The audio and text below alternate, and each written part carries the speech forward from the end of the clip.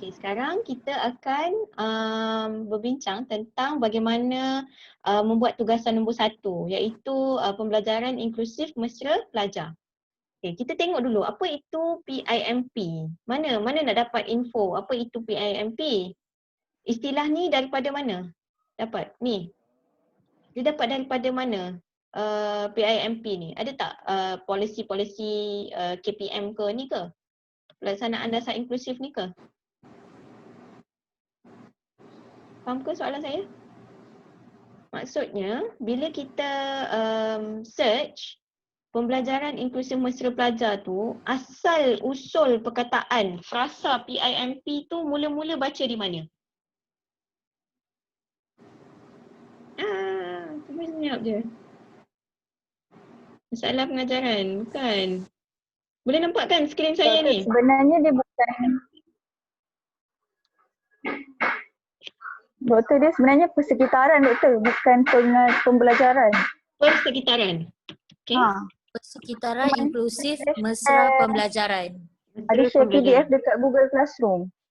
Okay, pembelajaran. Dia punya tugasan ada dekat Google Classroom. Alah, Google Classroom tu saya tak masuk lah Kak. Kejap saya tengok. Cuba share.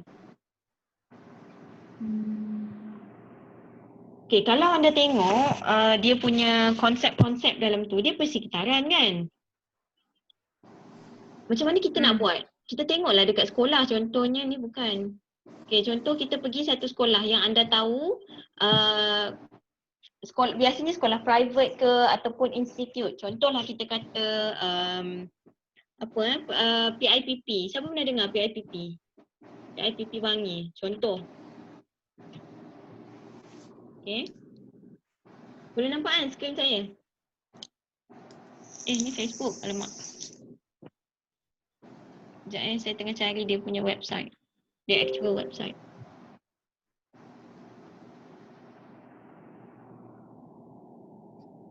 Okay. Dah pergi dekat PIPP ni, kadang-kadang kita tengok dia punya, tak kira lah Facebook dia ke, ataupun kita tengok dia punya ni Facebook kan, kita tengok more. Dia tak more photos ke, cuba tengok photos. Ada website dia tu kat about. Ada kat about, dekat sini kan. Tapi kadang-kadang dekat Facebook dia ada info tentang siapa yang boleh masuk. Lepas tu dia ada gambar-gambar tentang tempat tu seolah-olah kita pergi ke tempat itu.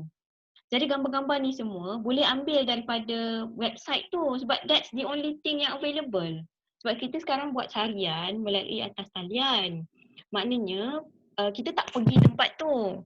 Dan tengok macam ni, contoh saya klik dia punya link, dia file directory not found. Banyak sekolah ataupun banyak pusat-pusat dia punya website selalunya tak updated. So kalau apa yang ada lah, kalau kata PIPP ni dia ada Facebook dan dia ada share photos okay about, lepas tu dia ada cerita siapa yang layak masuk, dan kita tengok dia punya tempat tu, ciri-ciri PIMP tu di mana. Kita punya seolah-olah kita melawat website saja. Adakah dia punya website tu daripada website dia pun kita nampak website dia ni pun tak inklusif. Sebab tengoklah macam ni kan, dia tak boleh nak navigate kat mana. Analisis anda termasuk macam tu jugalah. Kita tengok dekat dia punya description. Dia punya website tu memang tak boleh pakai. Okay, kita cuba lagi sekali. PL. Salah. Typo. PLPP. Okay. PLPP kita tengok lagi sekali dia punya website. Tak ada website dia dah tutup website dia. Dia hanya ada Facebook saja. Okey, kita tak try cari lain. Mungkin sekolah Greenview ke? Sekolah Greenview. Pernah dengar Greenview? Sekolah Greenview? Roundboard. Pernah doktor. Kat Roundboard kan? Okey, kita pergi website dia. Private school lah. Private school, kita tengok Greenview Islamic School. Contohlah kita tahu ada satu sekolah ni yang mungkin dia ada persekitaran yang inklusif. Tak tahu tapi kita as if kita melawatlah tempat ni, kita gunakan je website dia. Why Greenview, lepas tu dia ada cakap affordable fees ni tak payahlah. Ada tak dia nak cakap pasal ni. Daripada website dia ada cakap dah, no student gets left behind. Kan seolah-olah sekolah ni dia dah mengamalkan polisi inklusif. Kan tiada semua pelajar boleh masuk. Okay? So inilah yang boleh dikaitkan dengan konsep-konsep dalam PIMP. Ambil je daripada website ni, mungkin print screen ke, lepas tu kalau boleh klik tengok gambar ke. Saya rasa itulah yang anda boleh buat untuk tugas satu. Kalau ada gambar, ada social media lain yang boleh akses, then that will be helpful. Saya punya internet unstable lah. Boleh ke? Putus-putus ke? Hello? Boleh.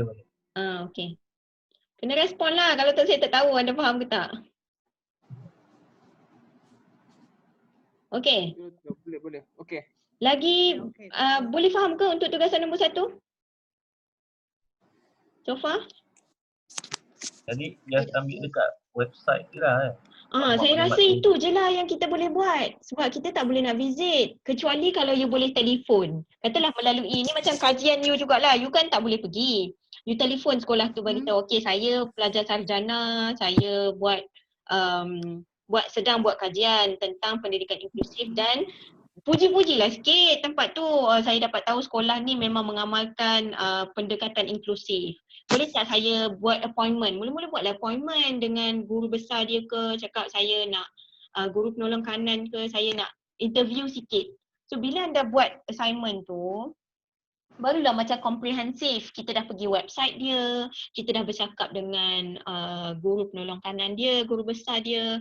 Lepas tu tak tahu kalau ada kawan-kawan ibu bapa ke yang hantar anak ke sekolah situ, mungkin boleh share sikit. Itu dah extra level lah. Tapi kalau boleh dapat banyak info melalui website dia, saya rasa itulah yang kita boleh buat dalam keadaan PKP sekarang ni. Sebab kita nak extract, kita nak bagi tahu Greenview ni sekolah yang baik kan kononnya. Dan dia kenapa dia baik? Sebab dia ada ciri-ciri PIMP. Contohnya mungkin kalau kita nak kata persekitaran, dia ada accessible route, tak ada semua boleh lalu. Itu dari segi fizikal.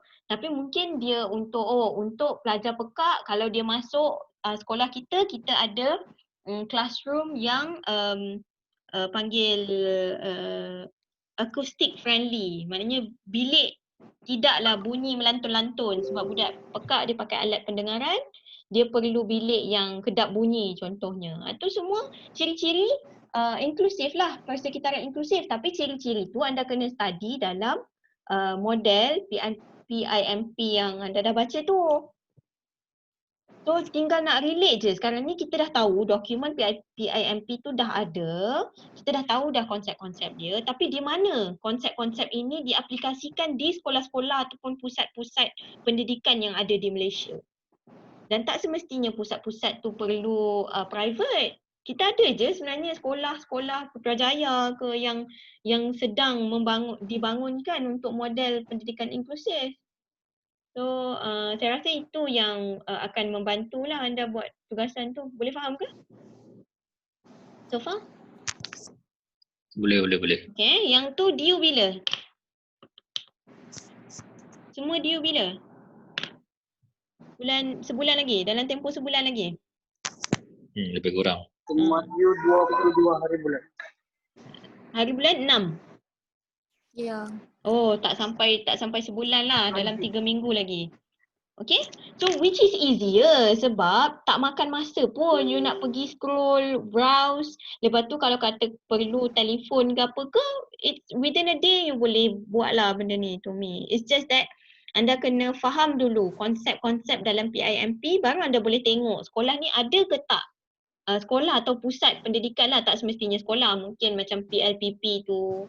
Cuma nak kena cari bukti tu yang mungkin susah sikit sebab kita tak pergi lawat tempat tu, cuma berdasarkan website je.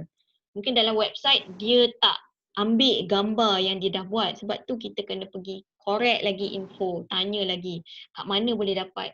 Blog-blog pun tak ada masalah, mungkin orang lain dia dah buat lawatan ke PLPP. So mungkin berdasarkan lawatan dia tu, kita boleh gunalah info dalam tu. Sebab itu je medium yang ada kan, medium online yang ada. Okey, selesai tugasan 1. Boleh? Okay. Tugasan Doktor, 2? saya nak tanya doktor. Doktor, saya nak tanya. Okey, andai kata kita ambil sekolah tu kan, memanglah dia tulis kat situ ada inclusion ke apa, tapi sebenarnya dia tak mengamalkan pun.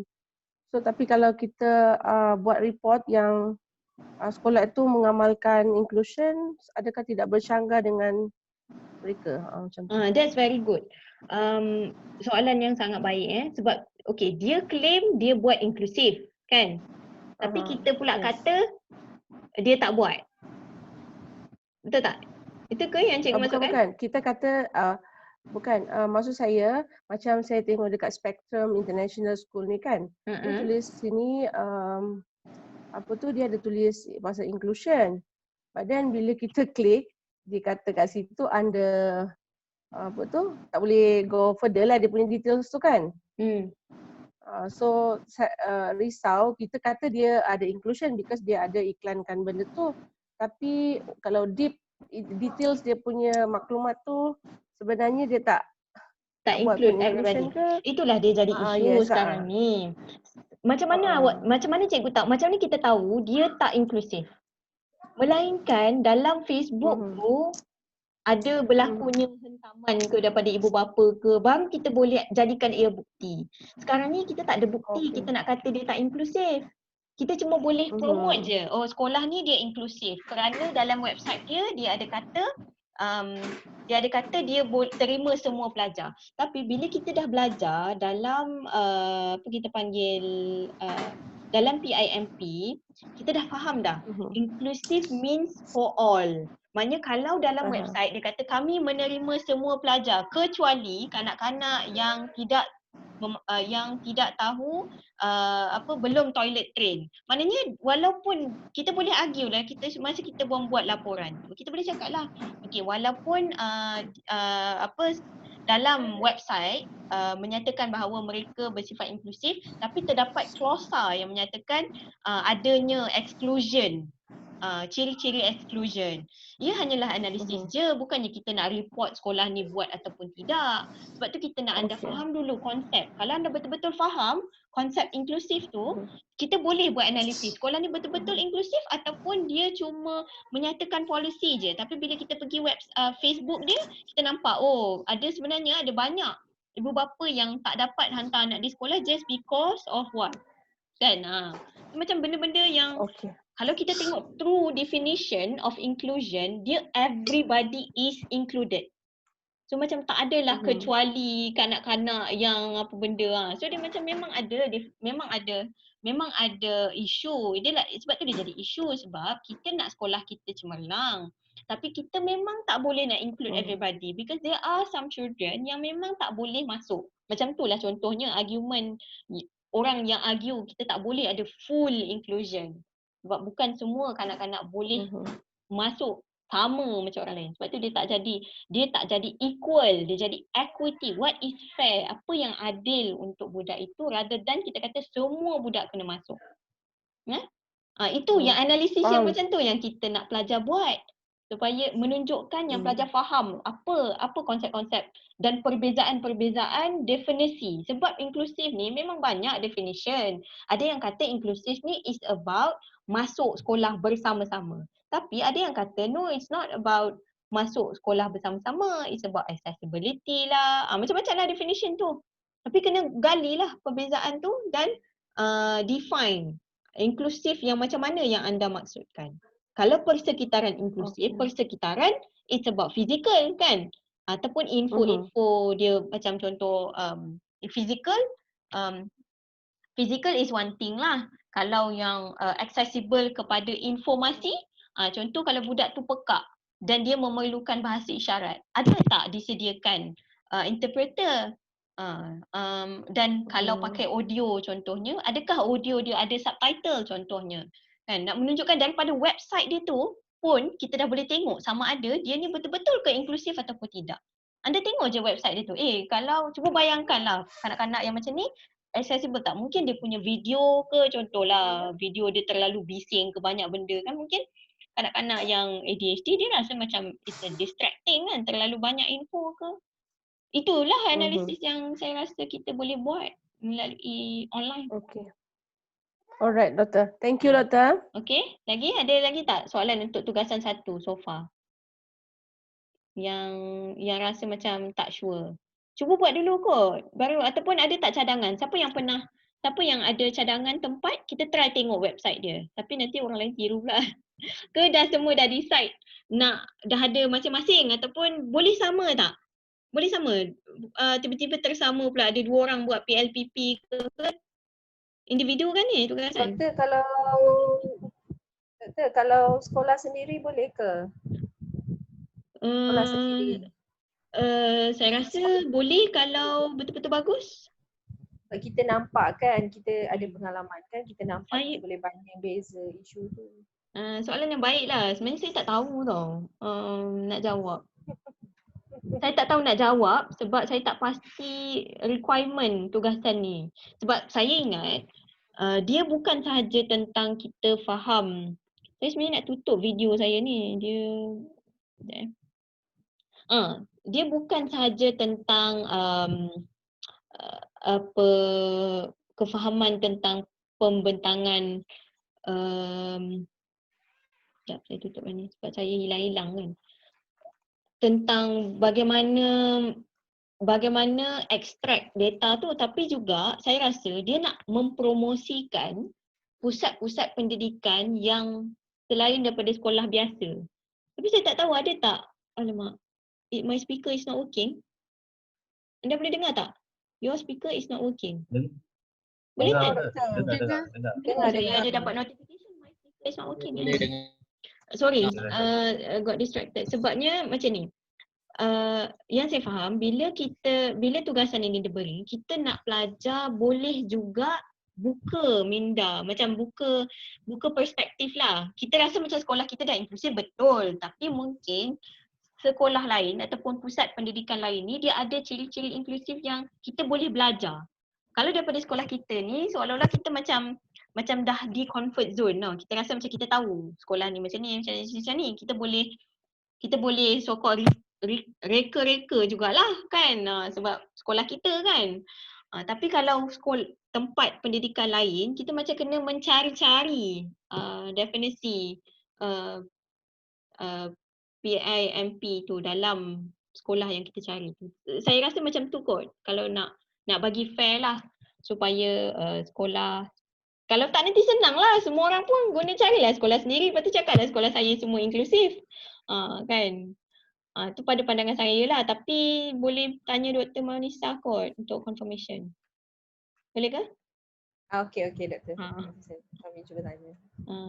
Okey.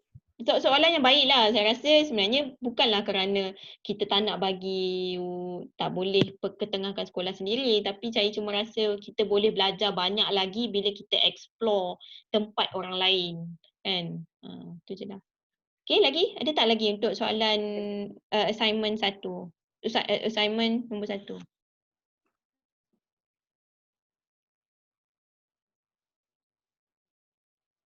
Untuk saya makan tugasan semua. Alamak ni Dr. Manisha kata apa ni?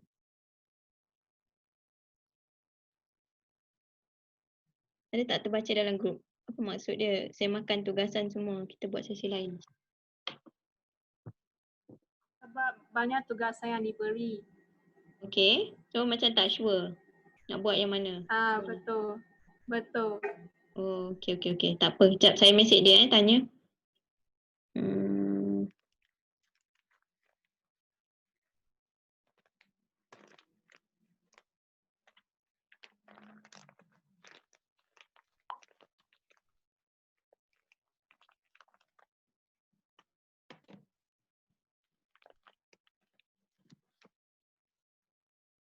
Okey, seterusnya.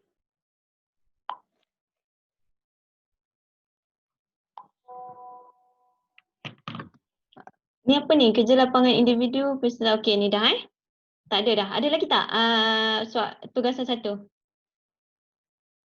Kalau Format tak ada kita tugas. move on. Move on tugasan 2 boleh? Format tugasan satu tu macam mana doktor? Bagusnya soalan. Format tugasan lah. Tak bagi juga tadi. Dia ada tulis ni, kerja pelajar membaca bahan, pelajar mencari lokasi, okey. Mesra meneliti persoalan, anda perlu berikan deskripsi, okey, lokasi, buat penulisan dalam 7 hingga 10 halaman. Ada siapa ni? Cikgu Niza dah tolong post dekat dalam grup, dalam Telegram.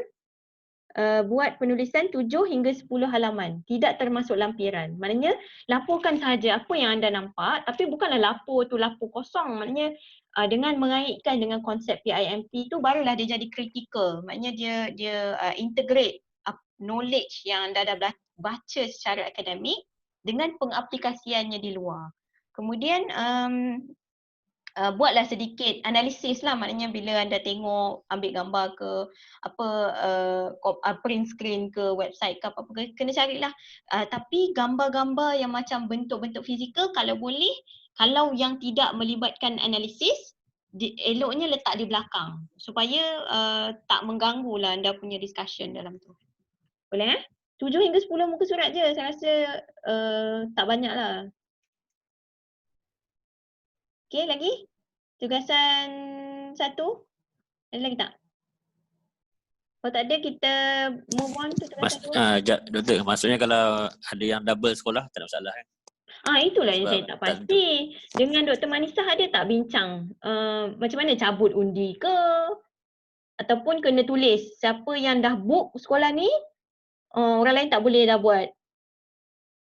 Ke tak ada buat? Ke perlu ke buat saya nak buat sekolah mana? Sebab kalau PLPP contohnya, ramai orang nak buat. Sebab dia ada tapi tak tahulah sebab online website dia tak ada kan. Saya tak tahu apa yang dirancangkan. What do you have in mind?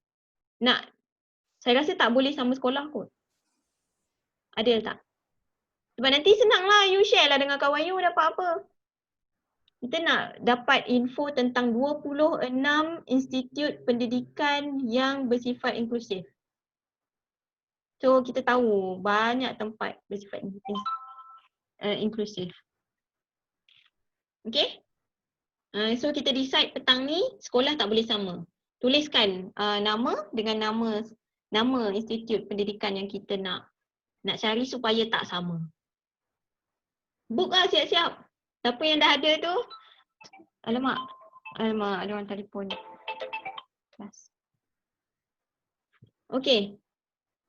Lagi? Boleh ke Cikgu Elmi? Boleh. Alright. Lagi?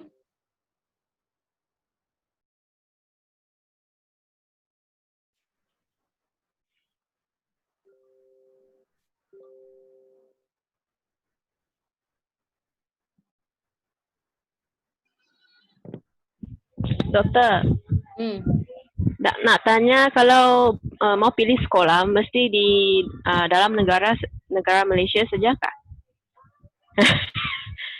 Atau boleh di yang sekolah di luar negara kah? Sebenarnya saya suka juga idea tu kan. Saya tanya Dr. Manisa sekarang. Sekejap. Pelajar nak cari sekolah international luar negara. Tapi kita nak promote Malaysia.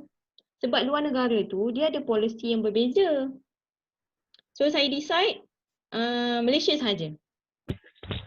Baik, Doktor. Sebabnya kat Malaysia kita belum ada polisi inclusive education for all yang betul-betul mantap tau. Jadi fair enough lah. Ada beberapa sekolah saja yang betul-betul buat inklusif. Tapi kalau kat luar negara tu memanglah banyak inklusif dia kan, sebab kalau diorang tak buat, diorang kena saman. Kan? So Malaysia dalam keadaan tak ada polisi yang betul-betul mantap, dan kalau ada polisi pun kita tak sampai tahap nak saman orang. Adakah sekolah akan berusaha untuk tambah baik persekitaran dia walaupun tak ada orang pun yang akan saman diorang. So saya rasa benda tu penting kot untuk kita lihat keikhlasan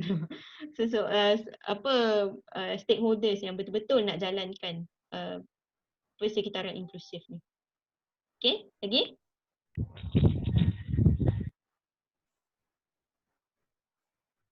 Ada dalam grup Telegram ada soalan? Saya dah book. Okey, cepat book. Siapa nak book boleh tulis kat dalam Telegram kalau dah jumpa lah mana-mana sekolah. Okey, kita pergi ke tugasan yang kedua. Boleh?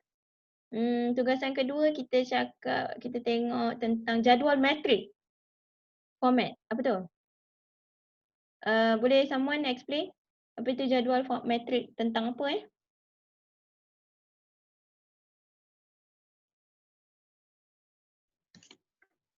Kami kena buat banding beza, doktor. Lagi? Banding beza? Antara polisi-polisi yang ada di serata dunia lah. Itulah tadi jadual matrik perbandingan polisi-polisi dalam negara dan luar negara ke? Luar negara juga. Dalam negara dan luar negara. Berapa polisi? Sekejap, saya rasa 7 kan kawan-kawan? 7 kah? 7 ataupun 6. Okey. 6 doktor. 6. Apa yang anda ada dalam sofa, apa yang anda faham? Sofa dah jumpa polisi-polisi yang saya ada nampak semalam yang Dr. Manisa ke paste. Biwako, apa benda tu semua tu ke? Jadi kami kena banding beza dia lah doktor. Contohnya Biwako tu dia dibuat pada tahun bila. CRC dibuat pada tahun bila. Banding beza lah. Dia dibuat ataupun siapa yang buat. Siapa NGO yang terlibat. Kalau kumpulan kami buat macam itulah. Senang je kot tu. Okey, yang tu boleh buat. Ada soalan tak so far? Sebab tak bincang lagi kan. Saya rasa macam ni, sambil-sambil kita berbincang ni, anda bincang juga dengan kumpulan anda macam mana progress ke, sebab nak kena buat dah tugasan tu kan. Nanti tak sempat. Dia tak nak table kan, nak dalam penulisan. Berapa muka surat? Dalam table, dia tak tetapkanlah muka surat doktor, tapi banyaklah. Tapi jadual lah. Dia banyaklah doktor sebab benda tu sendiri pun dah cukup tebal kan. Tapi kami ada dibagilah bahan tu, cuma kami kena ekstrak keluar dan letakkan dalam jadual dan banding bezakan lah. Senang je tu saya rasa. Tinggal nak ekstrak je. So okay boleh buat. Okay, nak move on pergi assignment 3. Kalau ada soalan boleh je tugasan 2 tu, tapi so far sebab belum buat jadi tak tahulah ada soalan ke tak. Okay. Tugasan 3, NGO submitted dah. Okay. Tugasan 4.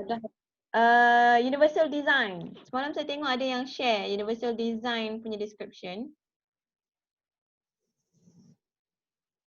Kejap yang senarai nama PIMP ni bukan sekolah sendiri kan?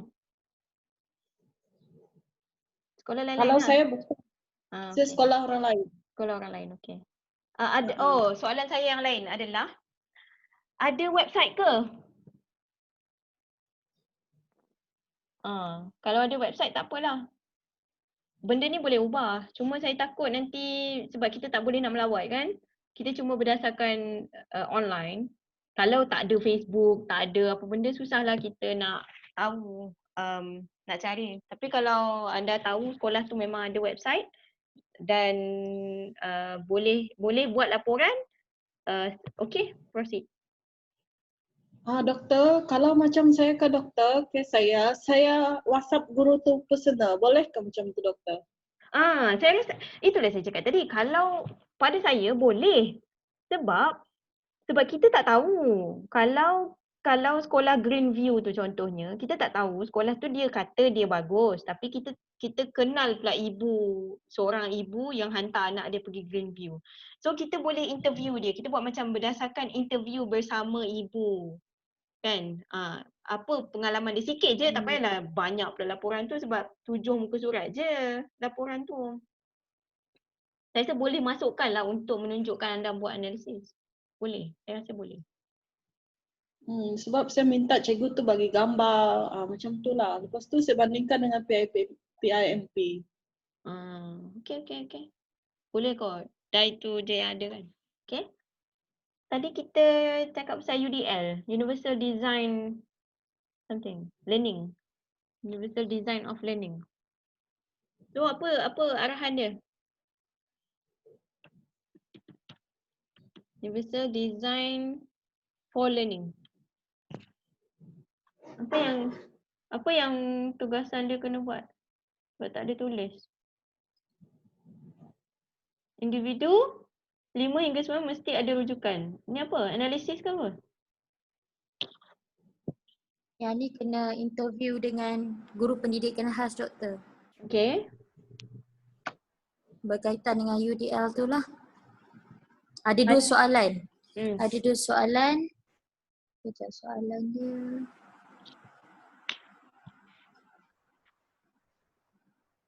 Interview.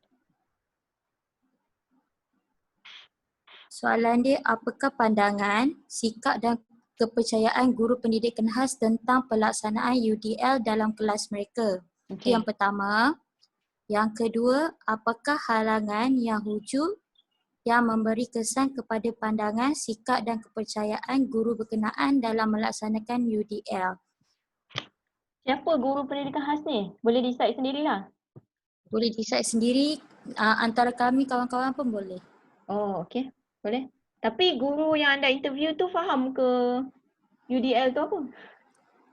Itulah semalam kata, first kali memang kena explain lah kalau bukan dalam kalangan kami. Okay. Alright. Lagi? Boleh buat kot tu. Tapi kena faham dulu apa yang anda faham tentang UDL. Ada tak lecture pasal UDL? Universal Design ni apa? Dia ada konsep-konsep dia kan? Sama juga, dia macam PIMP, Persekitaran Inklusif, tapi Universal Design ni dia besar lagi tau. Macam PIMP ni, Persekitaran Inklusif Mesra Pembelajaran, dia tentang pembelajaran juga kan? Tapi Universal Design ni dia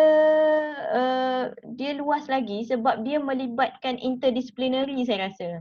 Maknanya sekolah tu pun dia dah dibina dengan inklusif. Macam mana Universal Design ni dia pernah tak tengok rajah? Kejap saya tengok, cari dulu satu rajah yang saya pernah terbaca. Kat mana saya tak benda tu? Sekejap give me some time. Universal Design. Okay, sedikit lah, belum ada info kan pasal ni. Macam mana? Oh, salah.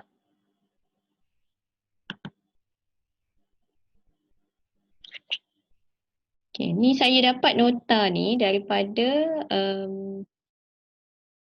seorang pensyarah di UiTM. Dia merupakan, cuba baca ni, betul tak?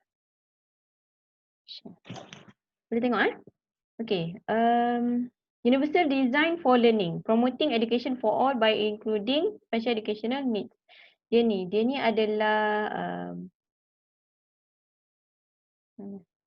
ada tak nama dia? Lah, tak ada nama dia lah. Dia merupakan seorang pengarah kalau tak silap saya. Pengarah unit OKU UiTM.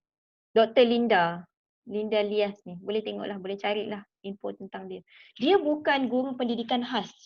Dia lebih kepada kalau tak silap saya dia bidang apa? Sosial ke? Ataupun dia TS apa? Yang TS tu. Ada orang cakap tu saya lupa lah.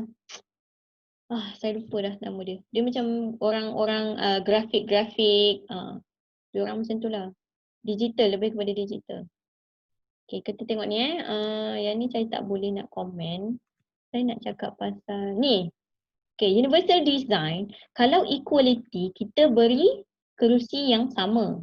Okay. Equity, kita bagi bantuan yang memenuhi keperluan individu tersebut.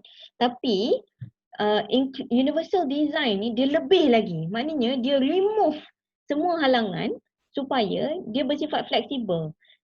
Tak perlu sokongan itu diberi kerana kita nak membina satu persekitaran yang universal.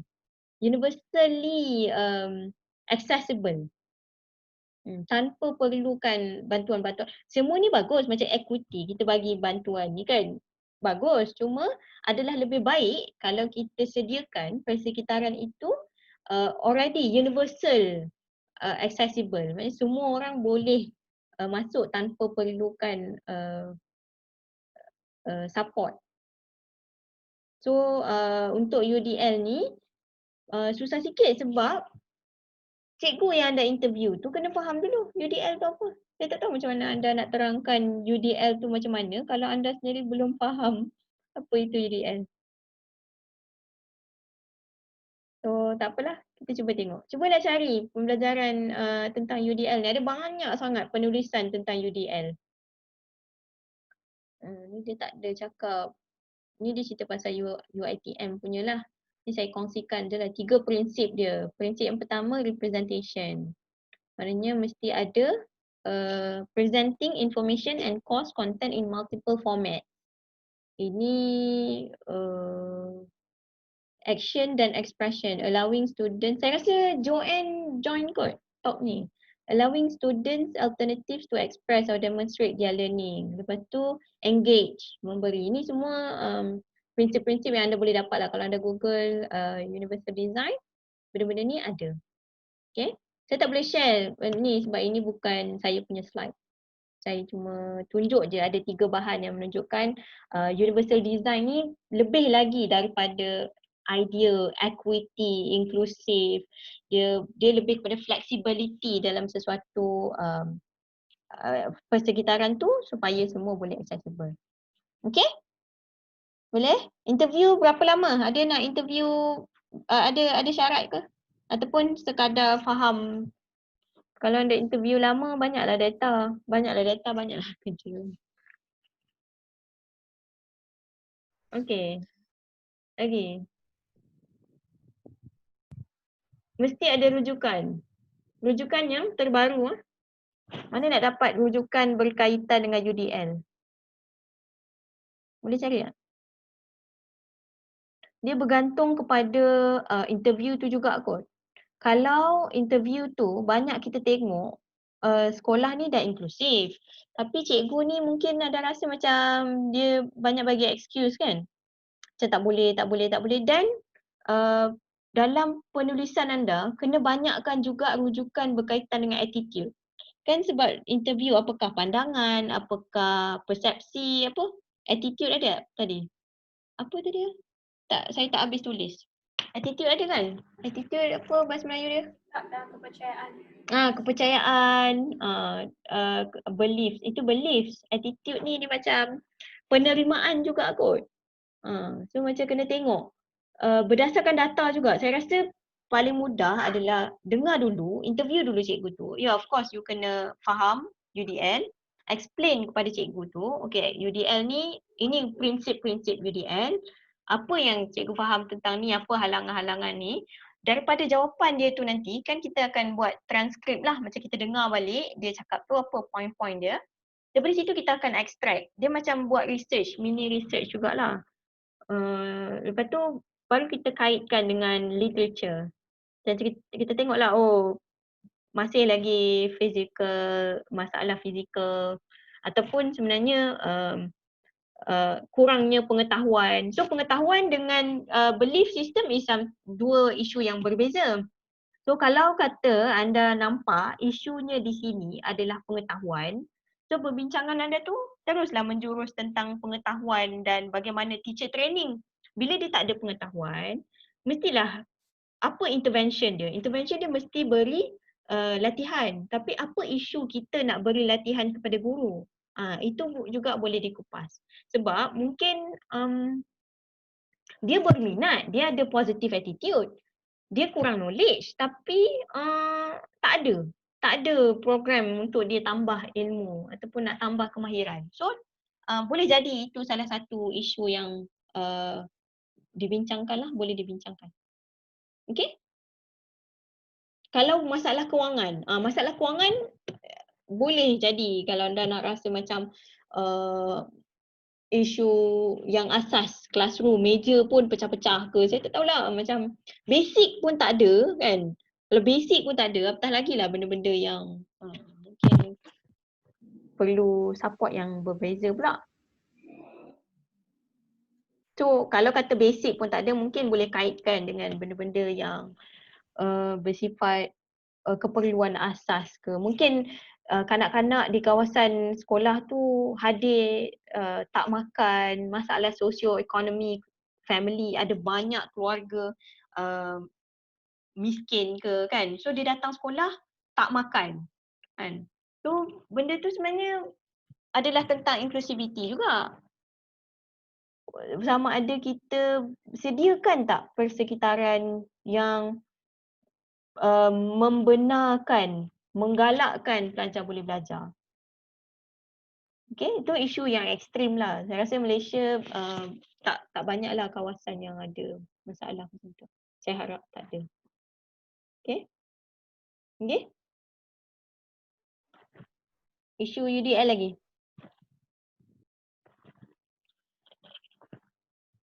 Tak ada? Nak move on? Tugasan 5?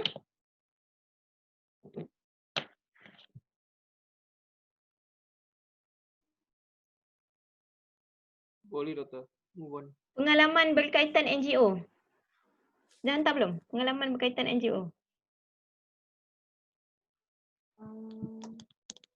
Ni perlu komen doktor dekat Google Classroom. Oh. So tak ada apalah. Kami dah komen lah.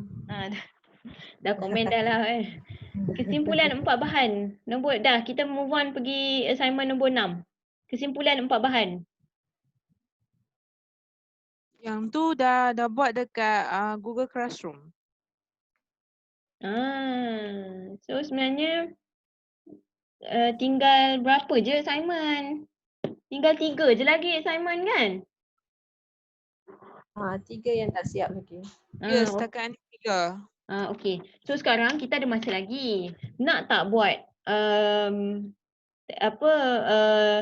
explore contoh yang nombor 1 tu, kajian lapangan, bandingkan PIMP.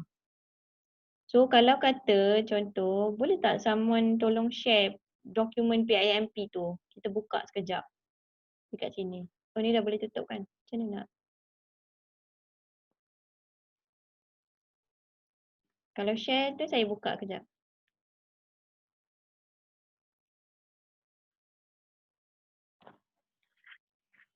Okay. Besar tak file tu? Lambat eh?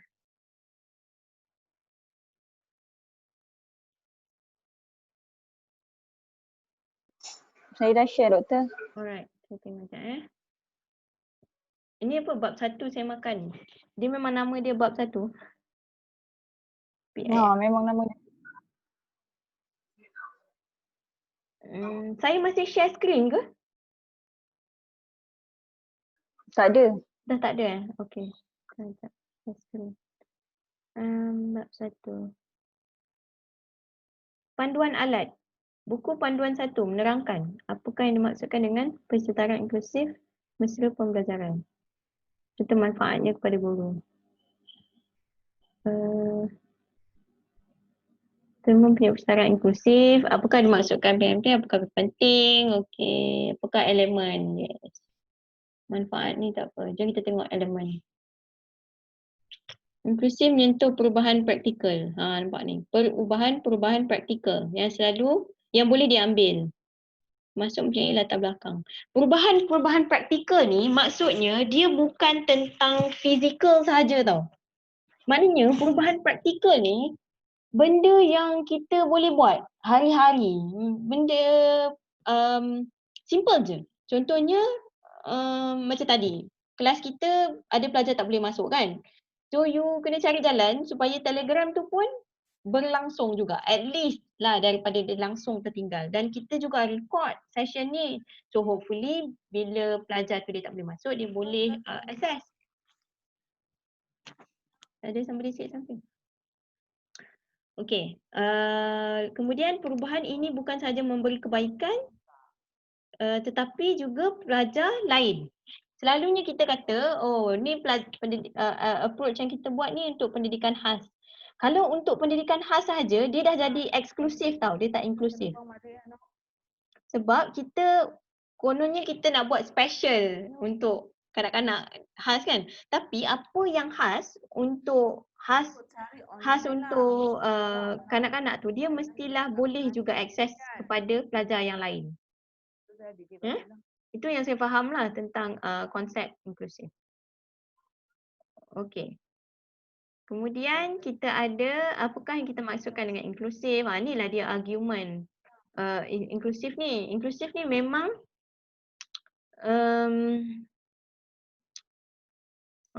kalau dia tengok di dalam alat ini, inklusif membawa maksud yang lebih.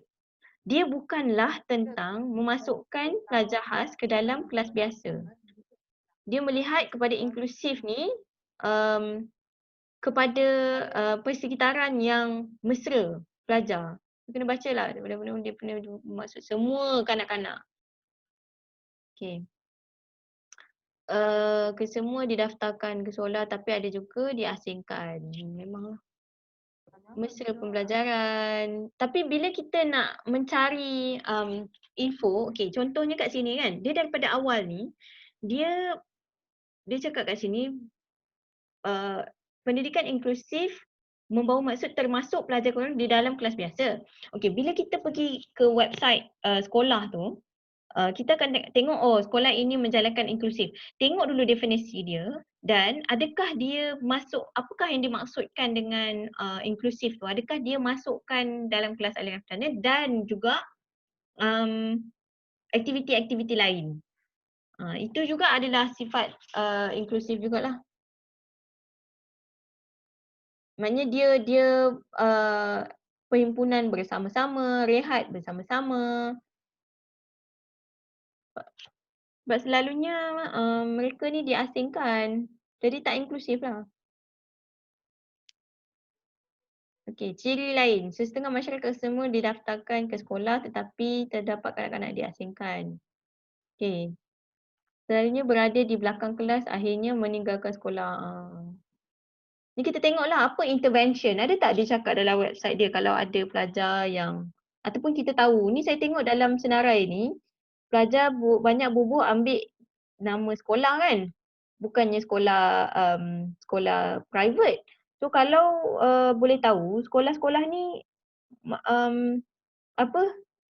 apa yang ada tak dia cerita, apa yang dia buat untuk kelas belakang.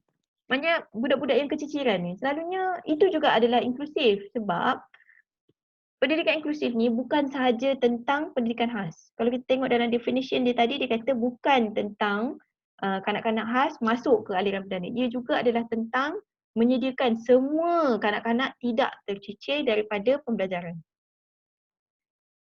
Okay? Boleh juga jadi, boleh note lah kalau ada rasa macam sekolah tu tengok apa yang dia buat untuk pelajar-pelajar yang tertinggal, pelajar-pelajar yang masalah disiplin. Okay, contoh ni saya rasa baik sebab boleh gunakan contoh ni macam mana bila anda nak tulis laporan, ceritakan bagaimana sekolah itu dikira mengamalkan PIMP. Sorry doktor. Saya nak tanya, kalau sekolah yang kita nak buat PIMP ni, kalau kita ambil yang center boleh kalau bukan sekolah? Itulah saya ingat Dr. Manisa suruh ambil center, bukan suruh ambil sekolah. Tapi saya tak tahu kalau dia kata boleh sekolah. Saya rasa center boleh. Arahan dalam kertas tu tulis sekolah, kelas atau entiti pendidikan. Oh, okey. Maknanya bolehlah sekolah. Kalau dia kata sekolah boleh sebab dalam kelas dalaman ambil center sahaja. So tak ada sekolah. So mungkin luaran ni lagipun dalam PKP ni susah nak cari info. boleh ambil sekolah dan boleh, yes, Cikgu Lau boleh ambil center. Contohnya ada orang buat pusat perkhidmatan pendidikan khas. Pusat perkhidmatan pendidikan khas, dia memanglah pusat perkhidmatan pendidikan khas, tapi apa yang kita nak ialah you extract konsep-konsep yang dia buat. Mungkin dia ada approach yang digunakan ke, dia bukan fizikal sahajalah, dia persekitaran dia. Bagaimana guru-guru dia ataupun dekat situ kalau center biasanya terapis lah. Bagaimana terapis memastikan dia punya session tu inklusif ke, saya tak pasti macam mana center tu dia buat apa. Jadi kena correct lah cari info. Okay, thank you doktor. Semasa guru itu sedang Thank menulis, you, guru doktor. itu sedang, okey. Adakah kamu sedang menyalin cerita yang saya? Pelajar jawab ya. Apa maksudnya? 40 sedang duduk di kelas di atas kerusi belakang. Tahap 3 sambil memastikan cerita itu disalin sama seperti yang tertulis. Pelajar lelaki sedang menyalin apa yang tertulis. Pelajar perempuan berada di sebelah kiri hanya menunggu guru bergerak supaya dapat melihat dan menyalin. Oh, okey. Baca, faham tak apa isunya kelas A dengan kelas B ni? Kelas mana bagus? Dua kumpulan pelajar sedang duduk di atas lantai di dalam dua bulatan. Kedua-dua kumpulan terdiri daripada pelajar lelaki dan perempuan. Mengajar jenis-jenis bentuk. Menunjukkan beberapa contoh bentuk bulatan. Dia macam salin sahaja kan, nampak tak? Menyalin cerita. Ada orang yang duduk di tepi, dia tak dengar. Jadi sebab tu pendidikan inklusif ni dia bukan tentang memasukkan kanak-kanak khas tu di dalam kelas aliran perdana sahaja. Ia tentang memastikan pengajaran itu juga inklusif. Maknanya bila cikgu tu bercakap, pelajar yang berada di kiri dan kanan juga boleh dengar, pelajar yang di belakang juga boleh dengar. Sebab bayangkan saya bercakap macam ni, tapi saya ni lah, ni. Terus saya cakap macam ni. Kadang-kadang tak dengar kan. Sebab orang yang menyalin, dia biasanya perlu melihat muka. Itu benda tu, tapi sebab kita tak pergi melawat, kita tak boleh nak cari data tu. Yang kita boleh buat adalah mungkin bertanya lah kot, kan? Baru kita boleh dapat info. Kalau kita nak ikut PIMP ni lah, sebab PIMP ni is not about physical saja. Macam mana kita nak cari, cuba mungkin dalam Facebook tu, kita mungkin boleh tengok kot kalau ada interaksi ke, yang kena scroll sikit, cuba tengok ada tak interaksi yang menunjukkan ciri-ciri inklusif ke. Saya tak tahu. Kita kena cuba cari lah. Okay? Ni hubungan jauh. Guru yang tidak komunikasi. Macam nak tengok. Susunan kedudukan. Tengok ada tak gambar-gambar. Kalau dia jenis direct kan, maknanya cikgu je mengajar, dia akan susun kerusi tu menghadap depan. Susun kan. Tapi kalau ni idea yang ni. Kalau kelas tu dia banyak aktiviti berkumpulan, dia akan letak kerusi tu berkumpulan 6 macam tu. Tapi tak tahulah dia macam mana cikgu nak assess tu. Mungkin bertanyalah kot kepada guru sekolah tu apa aktiviti yang dibuat yang menunjukkan adanya interaksi antara pelajar. Barulah pelajar tu dia boleh bina persahabatan dengan kawan-kawan yang lain aliran perdana. Kalau kata dia masuk aliran perdana lah. Sebab ada budak dia masuk aliran perdana tapi dia duduk belakang. Lepas tu dia buat hal sendiri. Dia duduk dengan cikgu pembimbing dia bercakap 2 orang. So sebenarnya tak inklusif lah. Kena tanya juga apa pendekatan yang cikgu di sekolah tersebut, di tempat pusat tu buat supaya murid itu merasa sebahagian daripada classroom tersebut. Dia ada sense of belonging kita panggil. Okay, tengok juga sumber-sumber. Ada tak contohnya pengajaran bahasa isyarat kepada murid lain. Mungkin setiap minggu ada sesi belajar bahasa isyarat. Ataupun belajar belajar mobility, bagaimana membawa murid buta berjalan. Itu semua adalah usaha-usaha yang dilakukan untuk sekolah bersifat inklusif kepada pelajar dia. Okay? Ni semua elemen punya hak untuk belajar. Tengok dia kat sini dia tak cakap pun ini termasuk kanak-kanak kurang upaya, kanak-kanak jalanan yang bekerja, kanak-kanak yang berpindah randah dan terpencil, kawasan orang asli. Lepas tu kanak-kanak yang dijangkiti HIV. Sebenarnya sekolah kan kompleks, ada macam-macam jenis budak.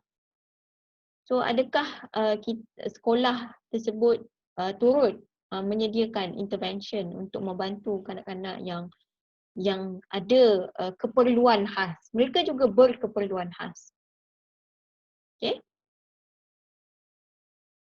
Dan kalau kata kita boleh dapat info, kanak-kanak tu dia OKU, lepas tu dia orang asli pula, lepas tu mak ayah dia duduk di rumah yang terpencil, nampak tak dia punya isu dia semakin kompleks sebab dia overlap. Okay? Membaca buku punya pendedahan sumber kit. Kemudian kita perlu praktikkan apa tu PMP. PMP bukan saja pembangunan semua kanak-kanak tetapi untuk kemajuan kita sendiri. Sebab apa yang kita buat, kita ubah approach, kita tukar bangunan, itu bukan untuk pelajar je, sebenarnya untuk semua orang lain pun akan maju bersama-sama perubahan yang dibuat. Okay. Malaysia isu jantina kita kurang. Setakat yang saya tahulah ada isu jantina di sekolah. Sebab sekolah kebanyakannya diajar oleh guru perempuan. Kan? Jadi approach yang guru perempuan buat ni selalunya dia kadang-kadang tak sesuai dengan approach kanak-kanak lelaki. Sebab perempuan kadang-kadang dia banyak hafal. Tapi budak lelaki dia struggle bila minta hafal. So mungkin approach macam tu yang mungkin boleh digali. Adanya banyak aktiviti sukan ke, aktiviti sekolah yang banyak yang membenarkan kanak-kanak yang aktif ni, biasanya lelaki ni dia akan mencari, ada alternatif untuk dia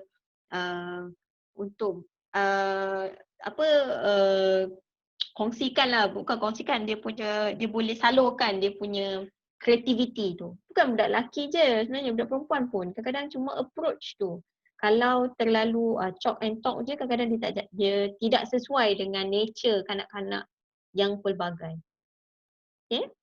Sebab kita tengok ada isu gaya pembelajaran yang berbeza kan. Gaya bahasa, ni tengok perbezaan bahasa dan latar budaya.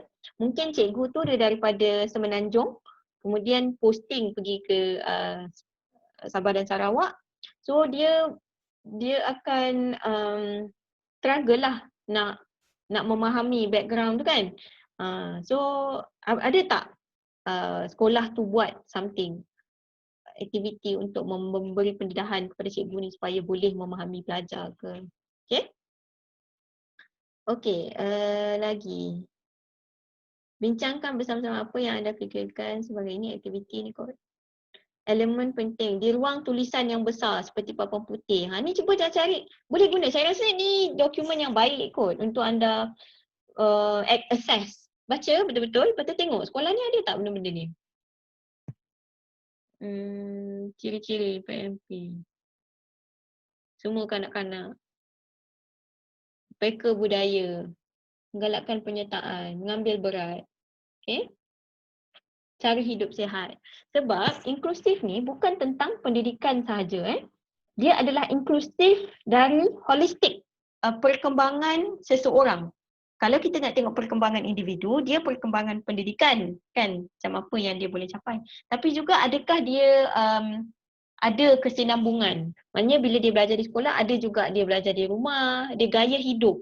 Dia suka membaca. Mungkin di sekolah ada membaca. Adakah rutin membaca ni dijalankan di rumah? Ada tak kempen membaca? Ibu bapa membaca ke?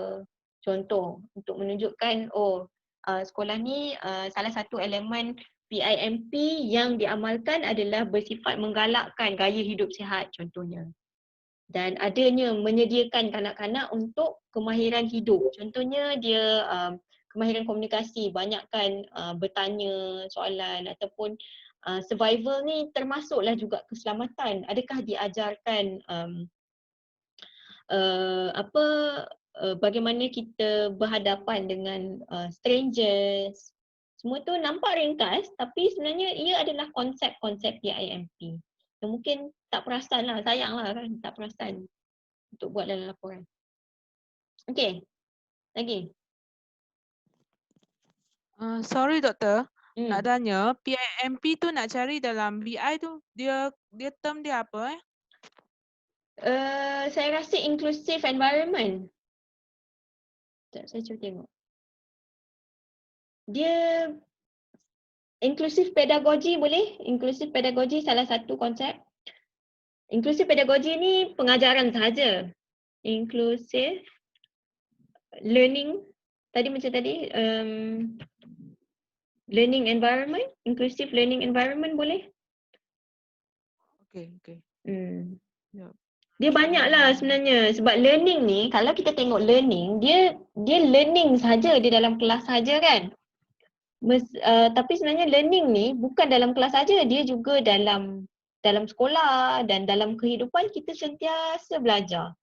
Dan adakah sekolah dan kerjasama dengan ibu bapa menyediakan, di rumah pun menyediakan persekitaran pembelajaran? Sebab selalunya Doktor, kalau inclusive learning community boleh macam tu? Inclusive learning community di bawah lah, boleh lah tengok dia aplikasikan dia bila dia di luar sekolah. Adakah community juga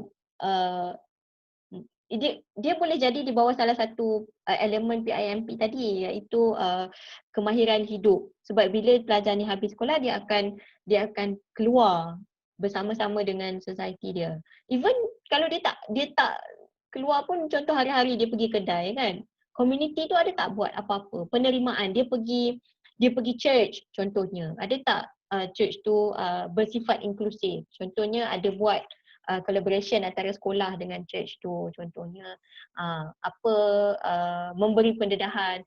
Sebab selalunya bila berkaitan dengan pendidikan khas ni, kelas pendidikan khas je yang tahu tentang pendidikan khas, tapi orang lain tak diberi pengetahuan. So soalan tu penting lah untuk melihat dia juga inklusif kepada komuniti. Okay, thank you doktor. Okay, lagi. Baca lagi bawah. Sebuah sekolah desa di New Guinea. Ni kena baca ni. Satu pendidikan yang dapat murni, okay, bahasa. Kalau anda tengok dia punya huraian ni, dalam yang saya share ni, menuntut satu pendidikan relevan diberikan kepada anak-anak mereka. Satu pendidikan yang dapat mendidik nilai murni di desa mereka, membantu menghargai cara hidup, budaya dan identiti komuniti. Sama juga dengan orang asli. Orang asli dia ada cara-cara dia yang tersendiri. So bila kita kadang-kadang impose idea kepada dia rasa macam tak boleh ni. Contohnya kan, contoh bersalam kan. Di sekolah kita pula ajar, jumpa orang salam. Tapi kita mak ayah kita ajar, tak boleh salam semua orang contohnya. So macam kena tengoklah sekolah tu mesti mesra identiti dan budaya kanak-kanak yang masuk tu. Okay. Kerajaan tempatan telah cuba tengok ada tak collaboration juga dengan orang luar. Macam tadi ada community, NGO, professionals yang lain, mungkin terapis ke, untuk memastikan. Dan kalau kita tengok tadi dia ada cakap tentang gaya hidup sihat kan. Okey, terapis tu juga boleh jadi satu bentuk intervention yang sekolah sediakan untuk memastikan kanak-kanak tu dia punya gap dengan kawan dia tidak terlalu besar. Kita bantu dia supaya dia punya, contohnya dia ada masalah anger management kan. Ataupun dia ada kemahiran bahasa yang kurang. So, bila kita bagi terapis, contohlah dia dekat tahap ni, kawan dia kat tahap ni kan, nampak tak tangan saya? Okay, lepas tu kita bagi dia intervention. Intervention dia improve sikit. Jadi gap dia dengan kawan dia yang lain tu berkurang. Dengan harapan dia boleh mempunyai kelangsungan hidup yang lebih baik lah daripada tu. Itu salah satu bentuk intervention yang sekolah tu buat lah. Dan dia bertepatan dengan ataupun seiring dengan elemen PIMP. Okay? Lepas tu ni manfaat ni semua ni saya rasa boleh sebagai satu atau dua ayat lah nak menunjukkan bila sekolah tu buat macam tu apa kebaikan yang orang lain boleh dapat. Okay. Kenapa anak saya harus? Dia mengganggu pembelajaran. Okay.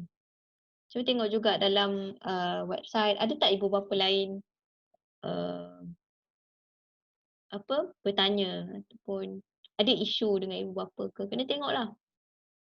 Ataupun sekolah dia banyak jalankan talk, seminar ke untuk ibu bapa, kesedaran ataupun pengetahuan tentang menangani kanak-kanak ke.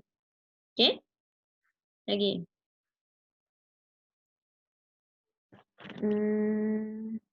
Menunjukkan secara khusus pemahaman pentadbir. Pemahaman pentadbiran sekolah. Adakah mereka juga diberi latihan? Siapa mereka, apa latar belakang dia, tengok juga sekolah tu. Boleh cari siapa dia punya guru besar ni, mungkin dia ada pengalaman selama 20 tahun di sekolah apa khas ke apa.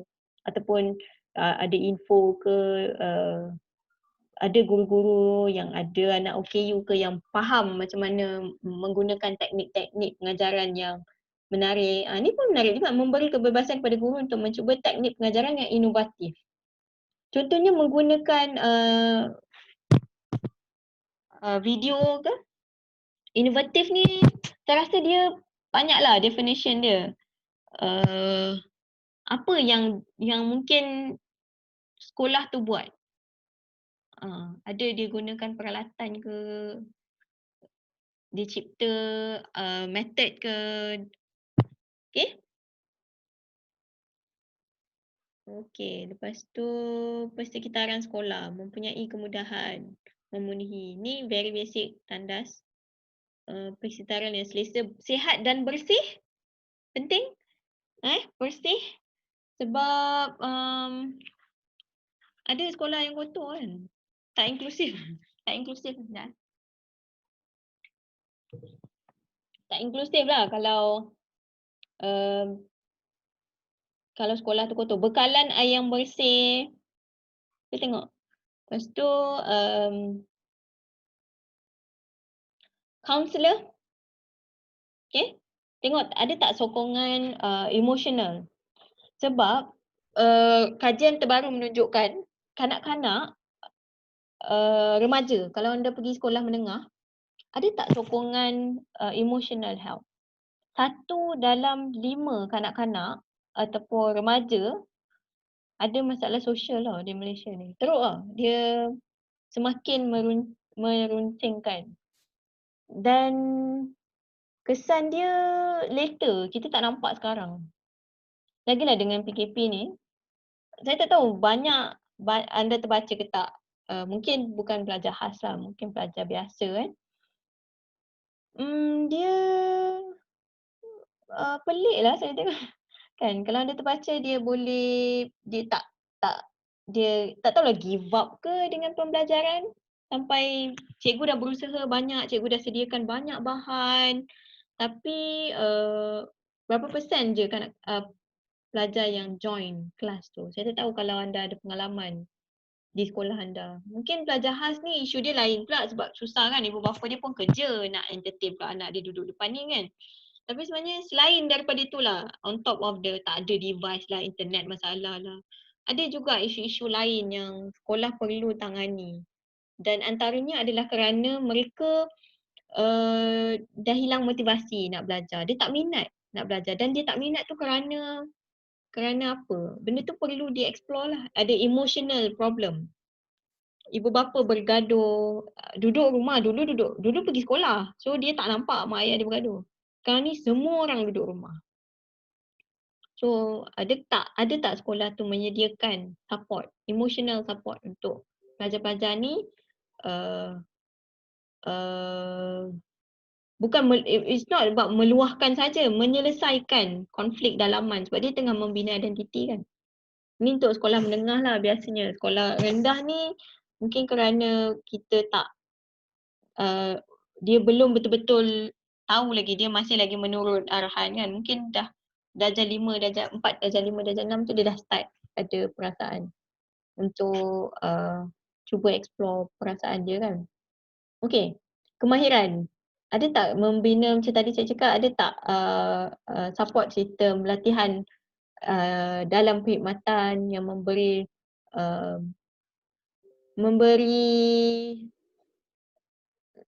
ongoing training kita panggil.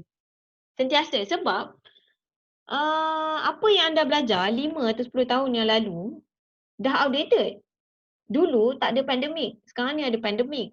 Kan? Macam mana anda nak tangani dalam norma yang baru ni? Itu pandemik lah isu yang besar. Policy contohnya, dulu tak ada policy zero reject policy. Sekarang ni dah ada zero reject policy. Adakah guru tahu macam mana kita nak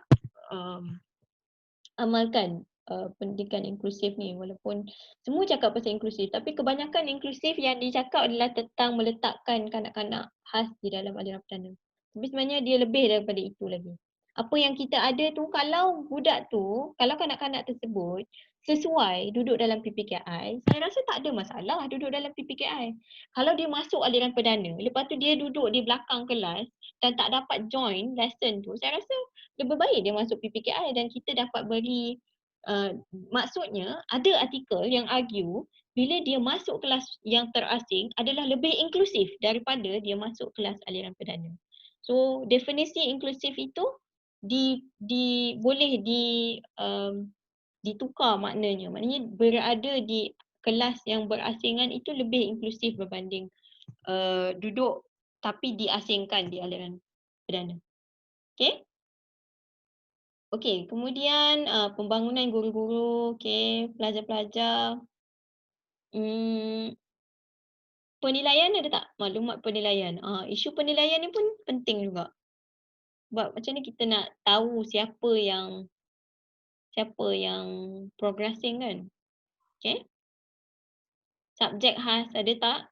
Okey, mungkin ada pelajar, murid-murid yang tak sesuai dengan kurikulum sedia ada dan bagaimana sekolah tersebut menyediakan bahan untuk kanak-kanak boleh juga akses kepada kurikulum.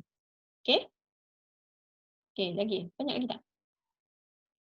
Okey. Apakah situasi kita? Dia banyak sebenarnya, dia bukan refleksi sebab bukan sekolah kita kan, tapi pemahaman kot. Macam mana kita nak melihat, membuat analisis antara sekolah tu dengan sekolah kita. Okey. So far okey ke? Semua senyap je kan? Saya cakap seorang-seorang. Bagaimana merancang ke arah PIMP, mewujudkan satu pasukan. Cuba tengok sekolah tu, dia ada tak satu pasukan yang memang sekolah tu dia hantar 2-3 orang guru dan guru ni dilantik sebagai ketua ataupun officer, pegawai. Macam contoh saya tengok ada jurulatih di Melaka, dia ada jurulatih JU inklusif contohnya. Saya rasa itu salah satu approach lah untuk memastikan sekolah dia dan sekolah di daerah tersebut mengamalkan pendidikan inklusif. Tapi macam mana dia lantik ke benda tu satu benda yang tak tahulah kan. Tapi saya rasa salah satu usaha untuk menjual atau mempromosikan pendidikan inklusif. Okay? Sebab bila semua orang duk sebut cakap kan, orang yang dulu tak nak buat pun dia akan rasa macam ya asal semua orang buat. Macam kena buat je. So dia pun macam kena buat. Lepas tu tiba-tiba ada pula pegawai yang dilantik untuk mengamalkan pendidikan inklusif ni, pergi pula observe, masuk pula kelas dia kan. So, mungkin benda tu saya tak tahulah, mungkin kot lah ada kan sekolah yang anda akan haji tu ada jalankan. Okay? Okey, yang tadi langkah 1 wujudkan satu pasukan. Okey, mengenal pasti keperluan, of course. Ni langkah-langkah, tapi langkah-langkah ni kena tengok juga ada tak apa framework yang dia pakai bila dia nak tengok sekolah ni inklusif ataupun tidak. Okey, kaji semula senarai penilaian. Tak apalah. Mengilhamkan visi. This is very good. Cuba baca, tengok sekolah tu ada tak tulis ataupun dalam mural dia ke? Contohnya macam dulu ada apa? Pelan apa yang ada 9 yang macam awan tu. Ingat dulu ada sekolah yang dia tampal. Ataupun mungkin dia ada tampal UNCRPD ke? Apa ya UNCRPD? Convention ataupun Akta OKU 2008. Dia tampal apa akta-akta tersebut. Itu menunjukkan dia cuba nak mempromosikan lah. Okay? Okey, lagi menyediakan pelan pembangunan sekolah. Okey. Tengoklah kalau ada, sebab kita tak pergi melawat. Jadi kita tak tahu, susah kita nak tengok dekat board dia tu. Sebab bila kita masuk sekolah, kita akan nampak lah, oh sekolah ni dia visualkan tak apa yang dia buat tu. Cuma kita boleh bergantung kepada website ataupun cikgu yang anda interview tu lah. Okey, melaksanakan rancangan. Kadang-kadang diorang banyak je buat meeting tapi banyak je tampal tapi realitinya tidak dilaksanakan. Itu pun kena tengok jugalah. Boleh dihuraikan lah dekat dalam laporan tu. Okay. Okay, menilai rancangan. Ada tak penilaian dijalankan selepas tahun? Ada tak revise balik program-program pendidikan khas ni? Apa lagi benda yang perlu ditambah baik? Okay. Menyimpan catatan, ni tak ada apalah. Apakah yang telah dipelajari? Tak ada. Oh, banyak dah. Ni ada banyak website ni. Mungkin, ni bagus juga ni. Enabling Education Network. Ini dia banyak kongsi tentang situasi di negara-negara membangun yang lain. Kalau macam ni, kadang-kadang dia banyak kepada negara-negara yang kaya. Kalau negara kaya, advantage lah. Tapi negara kita belum lagi belum cukup matang lah di kita punya perbincangan dan argument tentang pendidikan khas belum cukup lama. So mungkin boleh tengok dekat bahan dalam e-net ni. Okay? Okay. So far kita dah go through dah dokumen tu. Hanya satu dokumen je. Dia memang bagi satu dokumen je. Boleh je tengok dokumen lain. Kalau anda baca lagi. Contohnya saya tengok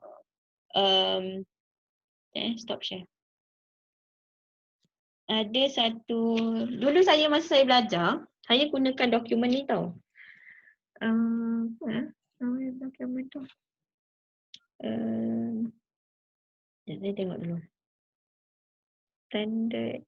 Sebab saya dulu buat kajian tentang pendidikan inklusif kanak-kanak pekak. Jadi saya dah very spesifik kepada kanak-kanak pekak saja. Apa framework yang digunakan untuk kanak-kanak pekak? Tengok sekejap. Deaf for inclusion.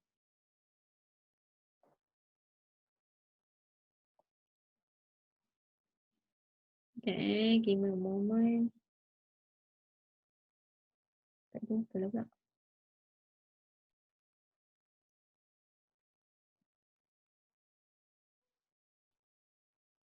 Saya terlupa nama dokumen yang saya tengok tu. Participation ke? UNESCO guideline ke? UNESCO pun banyak juga guideline. Kalau pergi dekat page dia tu, UNESCO, ni kot. Specialist Services. NDCS kot.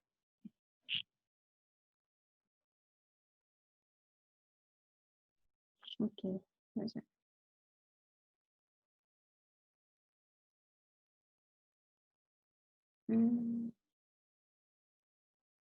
Okay. Ni saya guna satu dokumen daripada NDCS. NDCS ni National Deaf something Society. Deaf Children Society kot. Dia ada satu NGO.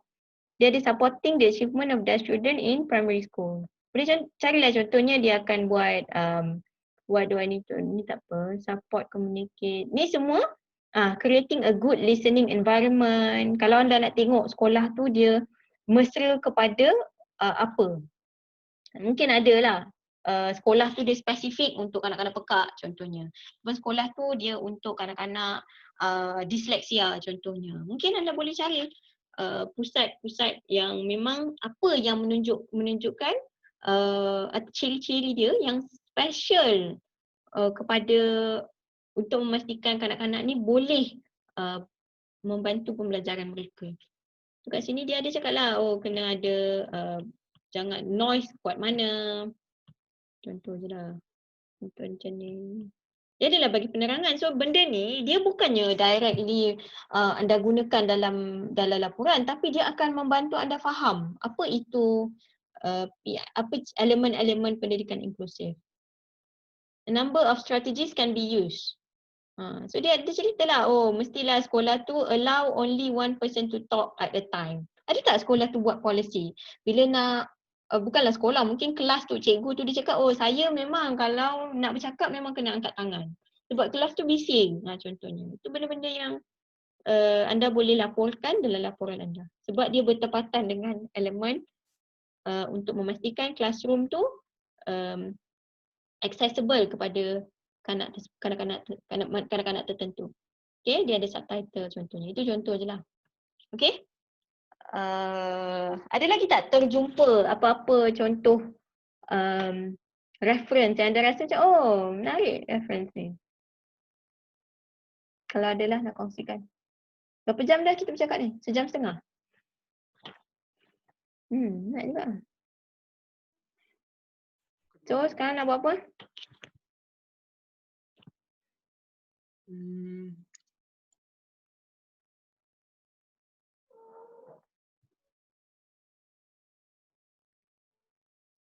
Dah, tak tahu nak, tak ada soalan. Boleh buat, nak sambung buat assignment.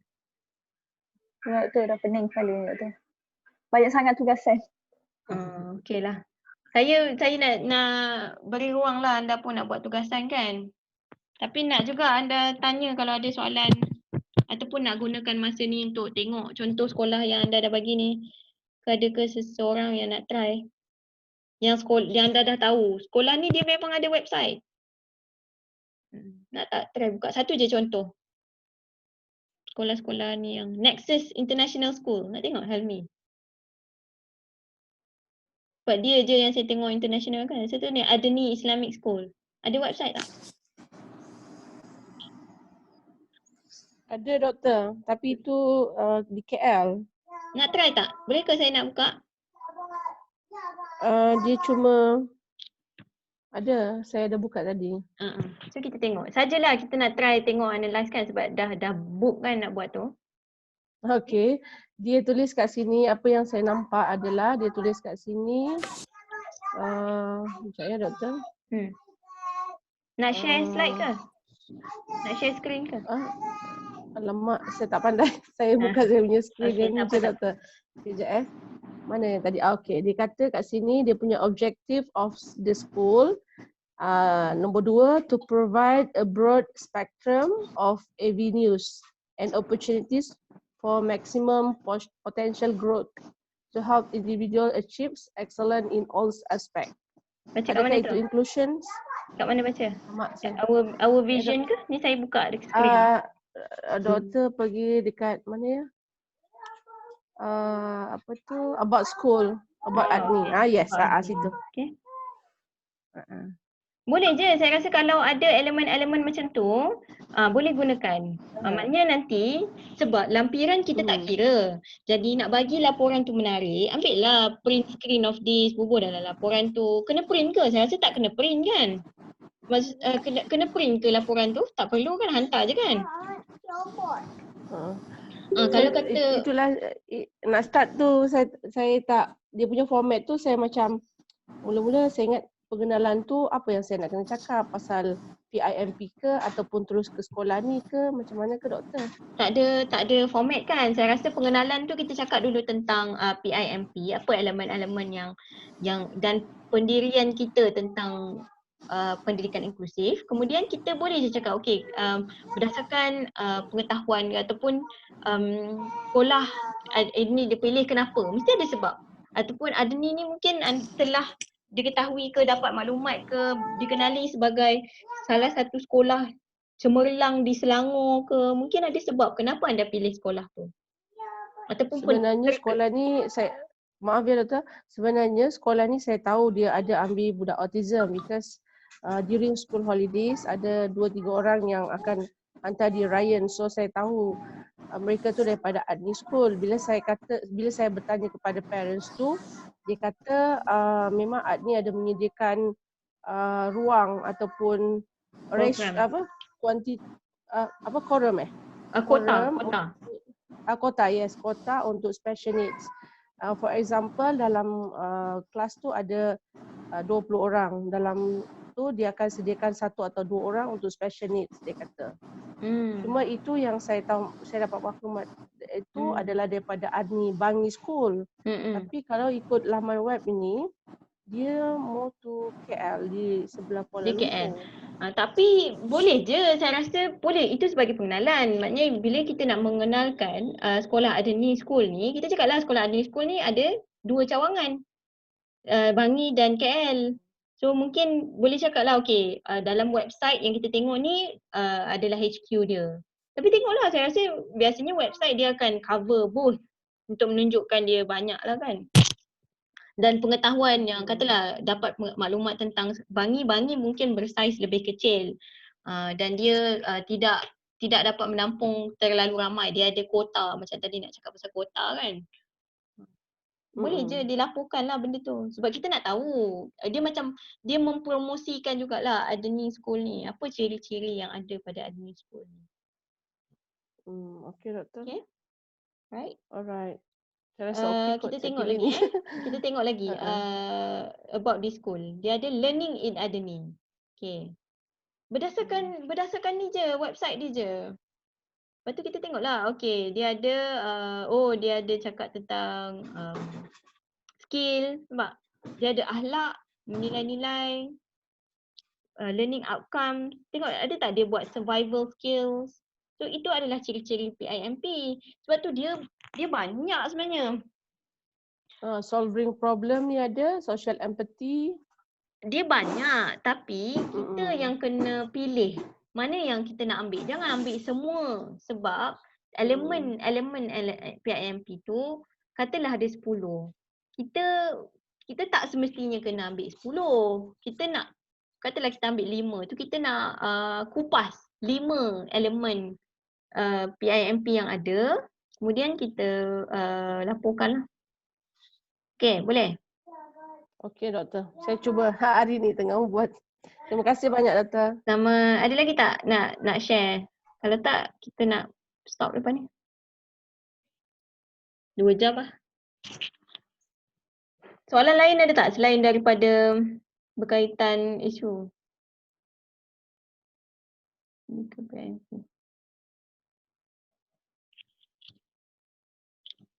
Doktor. Doktor, saya ada jumpa satu sekolah tu Nexus. Nexus. Nexus Helmi punya. Bukan. Sekejap.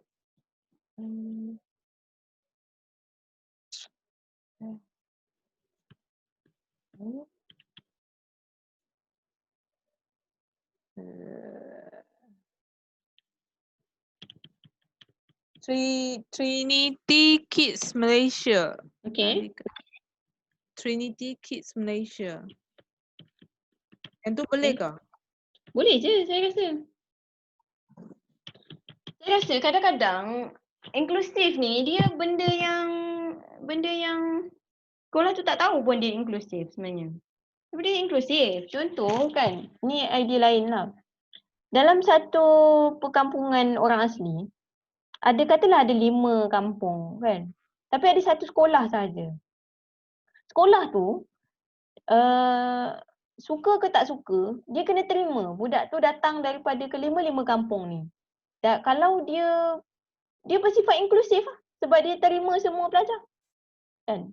Walaupun kita tengok sekolah tu macam tak inklusif, tapi dia ada elemen-elemen PIMP. Dia ada guru dari dalam kalangan orang asli yang mengajar contohnya. Dia adalah, itulah ciri-ciri PIMP yang kita nak cuba ketengahkan.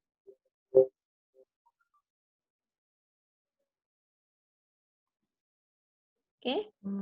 Okay. Thank you, Doktor.